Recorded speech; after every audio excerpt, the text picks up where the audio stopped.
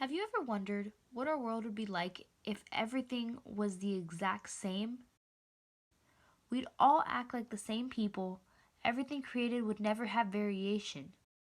So that means that we truly do need some of that differentiation for us to live our lives.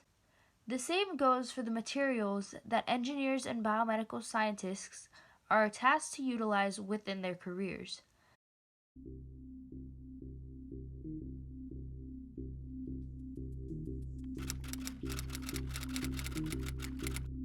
So in my field, which is polymers, um, circuit boards on things like rockets and defense in the defense industry on missiles and things like that were coated with a special polymer.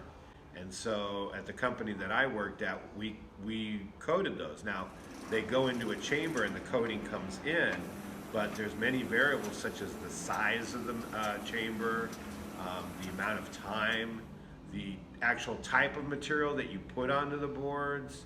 I mean, there's lots of different variables where you have to go through and find each one of those options that will, for that specific circuit board, that will be the best. So again, having that diversity in materials and options gives you a better solution for the people that actually need the product. Could having a diverse array of materials be better for engineering as well? Uniformity may not be the ideal situation for scientists studying in the biomedical or engineering fields. Others may argue that this is the most essential part because if certain materials are different, it could complicate the process or actually make the product change its end result. But these changes to the product could actually make it more effective. For example, when the first iPhone was being prototyped, engineers had struggles with determining what to make the screen out of, but having a variety of materials played to their advantage.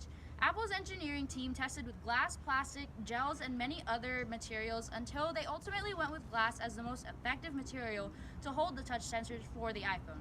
But had they not had access to this multitude of materials, the final product would not have been as functional and as productive or widespread as it is today. So in most engineering companies, having that amount of diverse materials is better for their functionality.